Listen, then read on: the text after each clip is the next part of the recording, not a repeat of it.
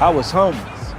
Somehow, the Lord didn't give up on me. I was walking down Main Street, and I seen these young people in this building painting. And I pecked on the window. Hey, I can paint that way better than you guys. I'm like, what? So we go open up the door, we let him come in, he gets a paintbrush out, and he just starts killing it. I worked to Dyer, he gave me $10. I didn't realize that $10 was probably the most important $10 I've ever had in my life. From then on, we started to kind of form a relationship with Pete. Pete has become almost like an adopted employee here at Awesome Inc. He's kind of been able to use his giftings and the things, like just the simple skills that he has to kind of open the door. He would call me or come by and say, they invite me in, like I'm a friend. I mean, and he always would come back with such a grin. They were showing me love by accepting me. They never asked no questions. They just said, hey, come on in here, make yourself at home. And sure enough, I had. And it's been amazing. He could come in anytime and say hi, or we had some odd jobs for him to do. He would stop by, but I think ultimately he just really valued the community. So much change occurred with Pete over the personal relationships that he developed. It was his family at Awesome Inc. that changed it. Being in an atmosphere where nobody's talking about drugs, or nobody's talking about drinking, or nobody's talking about how much money they made from robbing this old lady over here or this man right here, but just it was a safety zone is what I call it.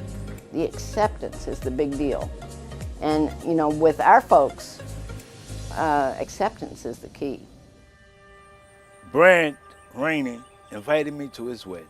Pete came to us a couple months before our wedding, and he said, I want to do something special for you guys. I want to sing at your wedding.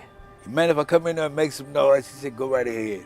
He did a great job, did an outstanding job of singing the song that he had picked out and reading the poem to us. It was just from the heart, and you could tell that, that was one of those times where it's like, man, I feel like something's going on here, and something's starting to change.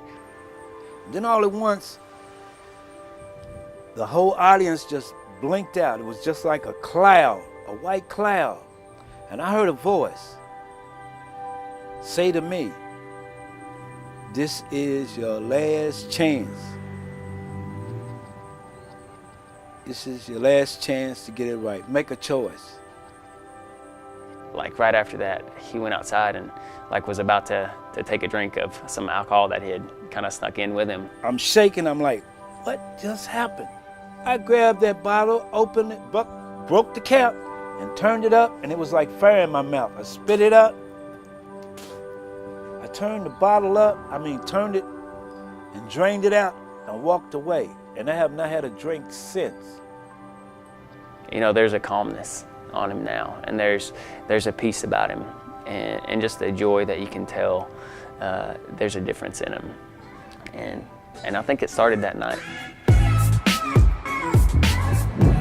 When people understand that they're part of a community and that they're part of something bigger than themselves, something changes. Lo and behold, I started helping the people in the community, ended up running for city council at large. One day he came in and he's like, I'm running for city council. Can I get your vote? He wanted to make some change for Lexington. He said his slogan was, a changed man sets out to change Lexington. He really got into it, and he made a difference, and I'd love to see him run again. I didn't think I was gonna get 50 votes, and I almost got 3,000. He still maintains that even him just running and getting some of his campaign messages out there are making a difference in the community, and I think he's right.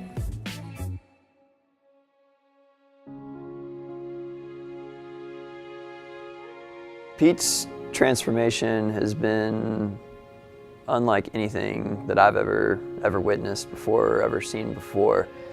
He's shown us that people truly can change. For me, Pete represents a story of redemption. You know, he's still going to ask me for $1, but in the next sentence he might be like, hey, when are we going to go back down to the Catholic Action Center and cook them dinner and serve them dinner? And I'm buying. And I'm like, man, that's awesome. I thank the Lord for putting constructive people in my life. And just a little of it rubbed off on me to say, hey, this is no way to live. And sure enough, I have been having a ball. And it's been amazing.